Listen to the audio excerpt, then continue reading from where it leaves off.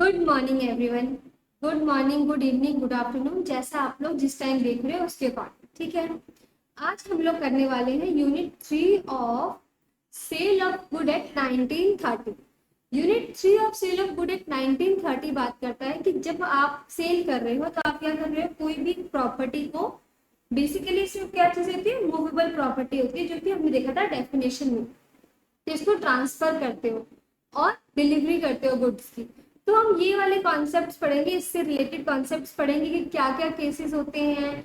Goods जब defined होती है तब क्या होता है, जब गुड डिफाइंड नहीं होती है तब क्या होता है, और कौन कौन से ऐसे केसेस हैं जब सेल होने के बाद भी सेलर अपनी प्रॉपर्टी नहीं देता, वो अपने पास रख सकता है। तो ये सब हम आज के चैप्टर में पढ़ने वाले हैं। उससे पहले अगर आप लोग इस चैनल पे नए हो तो प्लीज इसको सब्सक्राइब कर लो, क्योंकि इस पे सीए फाउंडेशन से रिलेटेड क्लासेस जो है वो आती रहेंगी और आप लोग उसको पढ़ के हेल्प से अपना जो है एग्जाम अच्छे से क्लियर कर सकते हो। तो फिर चलो हम लोग शुरू करते हैं और अच्छे से पढ़ाई करेंगे और इस 20 से 25 मिनट की क्लास में कुछ ना कुछ अच्छा सीख के जाएंगे, ठीक है।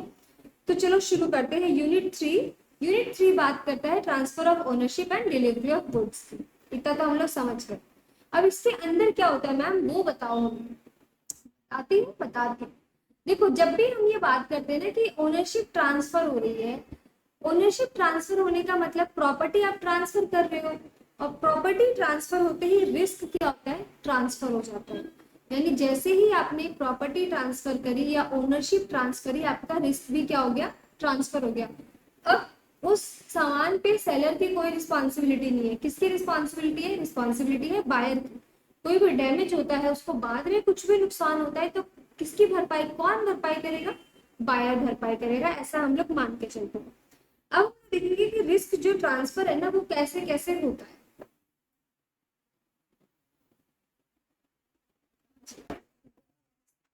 एक सेकेंड।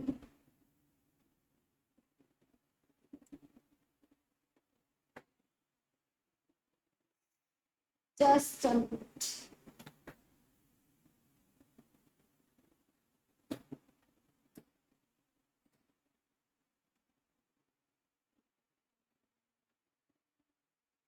हाँ, हम लोग देखने वाले हैं कि रिस्क ट्रांसफर करने के लिए क्या क्या कंडीशंस जो है वो फुलफिल होनी चाहिए। जब हम ये बात बोलते हैं ना कि रिस्क ट्रांसफर हो गया, तो रिस्क ट्रांसफर होने का मतलब है आपकी जो गुड्स है ना वो आइडेंटिफाइड हो चुके थे, मतलब गुड्स आपको पता चल गए थे कि गुड्स आइडेंटिफिएबल, यानी कौन सा पर्टिकुलर सामान आपने बेचा है वो आपको पता चल चुका है, ठीक है।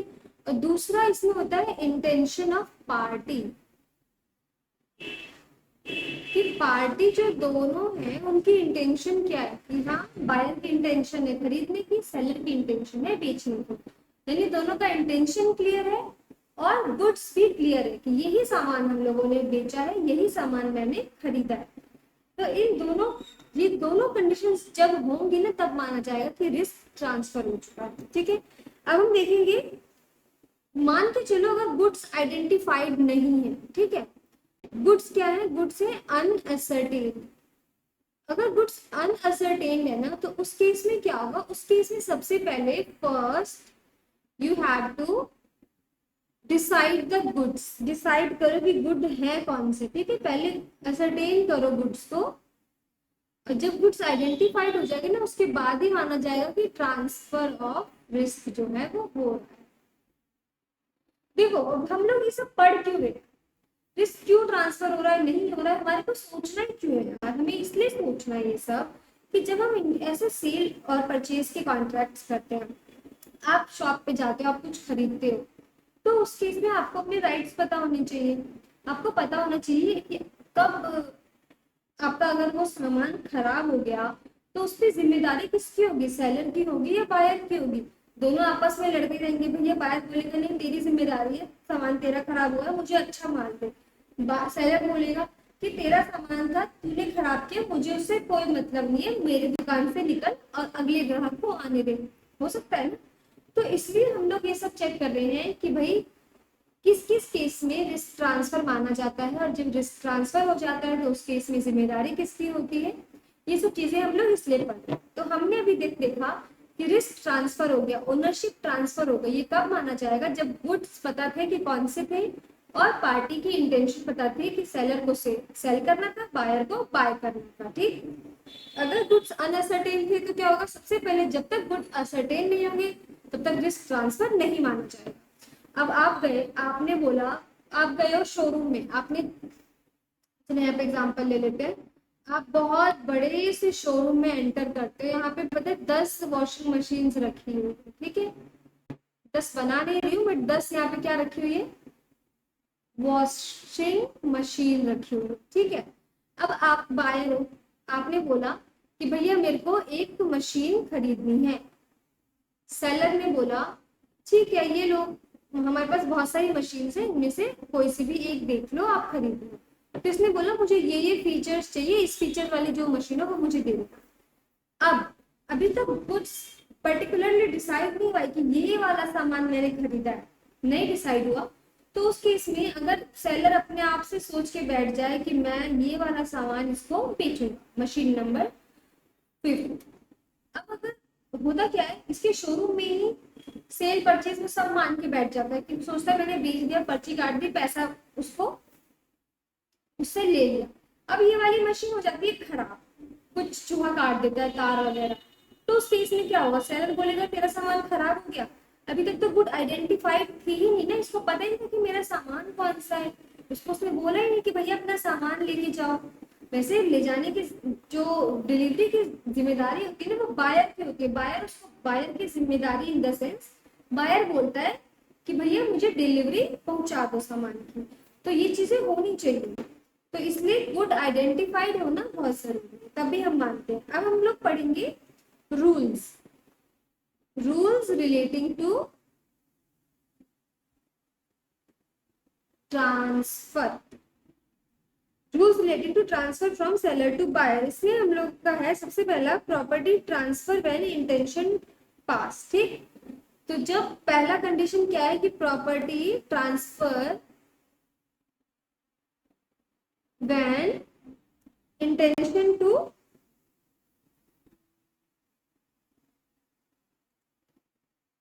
इंटेंशन है दोनों पार्टी की, तब माना जाएगा कि प्रॉपर्टी ट्रांसफर हुई। तो इस केस में 3 केसेस होते हैं। पहला, गुड्स आइडेंटिफिएबल थे, गुड्स आइडेंटिफिएबल थे, गुड्स स्पेसिफिक गुड है, कोई ऐसा गुड है जैसे कि चिप्स का पैकेट है, यानी स्पेसिफिक गुड है, तो आप क्या करोगे? पेमेंट करोगे, रिस्क आपके पास आ जाएगा। यानी पेमेंट होते ही चीज आपकी हो जाती है, तब जब तो जो प्रॉपर्टी है, जो गुड्स है, वो क्या है? स्पेसिफिक। सेकंड, स्पेसिफिक गुड ही नहीं, जब स्पेसिफिक नहीं है या फिर गुड, इसमें क्या करना है? इसमें पुट टू बी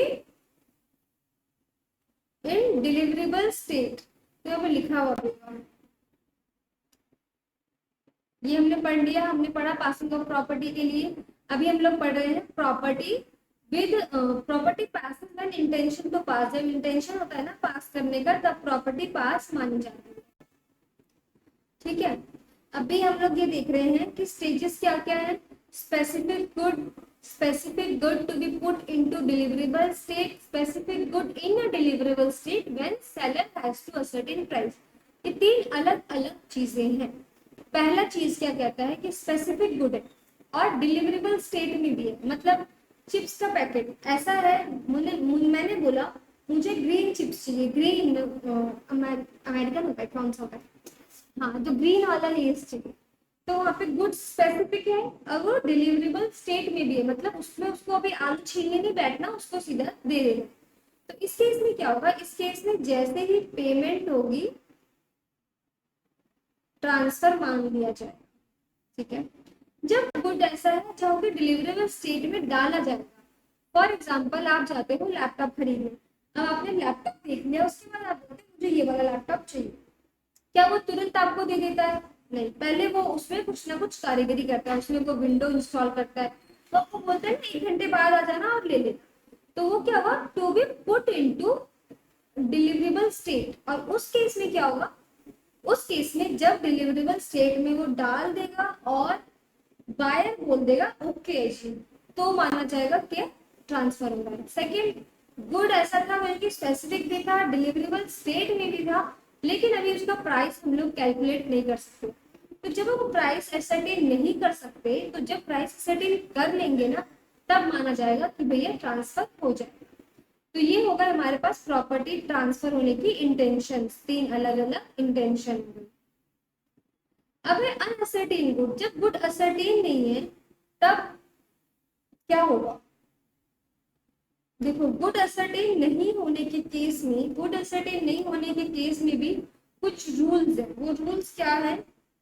वो रूल्स में पहला रूल है sale of unascertained good by description and appropriation. तो इसमें क्या होता है? और दूसरा होता है delivery of goods to the career.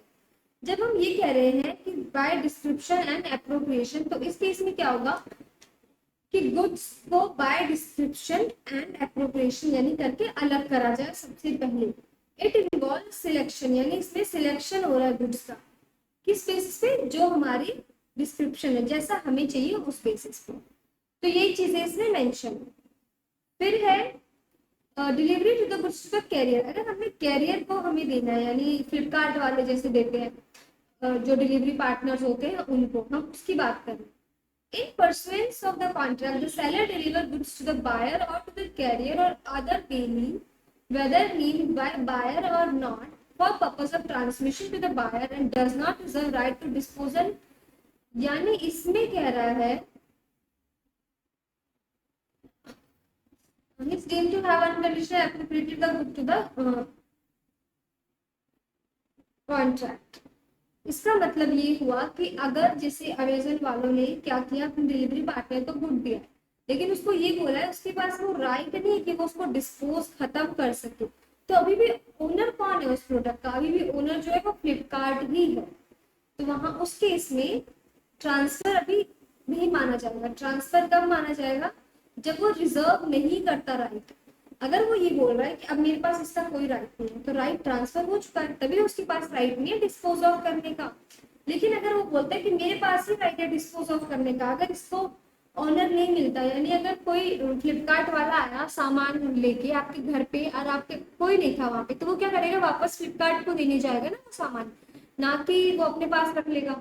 क्योंकि फ्लिपकार्ट जो राइट है वो अपने पास रिजर्व कर रहा है, वो डिस्पोज ऑफ करने का राइट अपने पास रिजर्व कर रहा है। लेकिन अगर कोई सेलर डिस्पोज ऑफ करने का राइट अपने पास रिजर्व नहीं रखता, वो अपने पास नहीं रखता राइट, इसका मतलब उसने ट्रांसफर कर दिया है उसी टाइम। किसको कर दिया है? कैरियर वाले को कर दिया है। ये हो गया हमारा सेकेंड पॉइंट। अब थर्ड है गुड सेंट ऑन अप्रूवल और सेल और रिटर्न। देखो, अभी हमने देखा अनसर्टेन गुड के केस में, पहले हमने देखा था स्पेसिफिक गुड के केस में। अब हम देख रहे हैं गुड सेंट ऑन सेल और रिटर्न। सेल और रिटर्न क्या होता है? अब मैं आपको एक एग्जांपल के साथ समझाती हूँ। एग्जांपल समझ में आता है ना? आलिया भट्ट और कैटरीना फेवरेट है यार ये लोग आप दोनों के।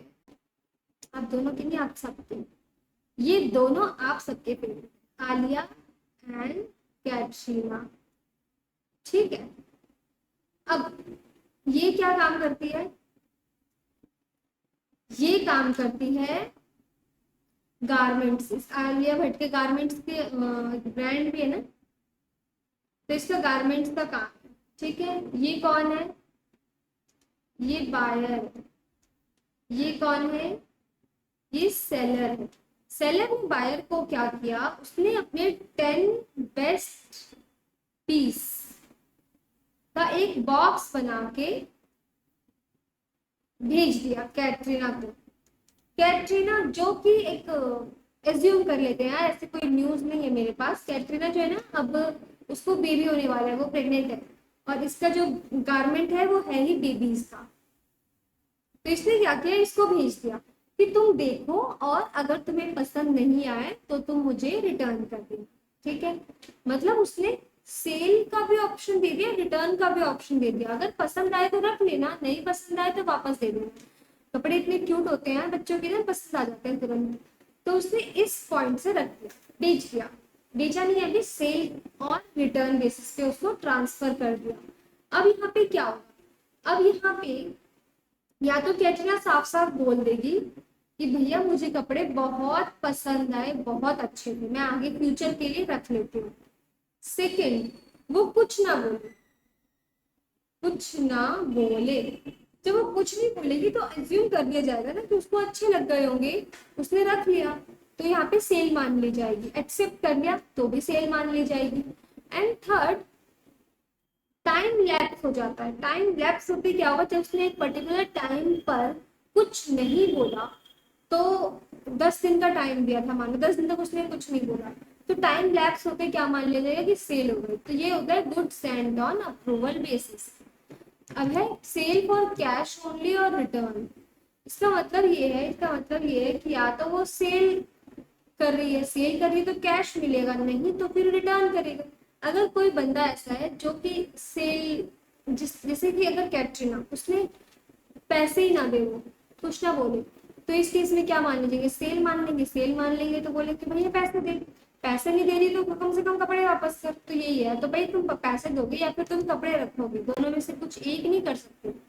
अब लास्ट है reservation of right of disposal. Right of disposal क्या होता है कि भाई इस सामान को खत्म करने का हक सिर्फ मेरा है। अगर सिर्फ मेरा हक है तो ओनर भी सिर्फ मैं हूँ, कोई और तीसरा ओनर हो ही नहीं सकता इस केस में।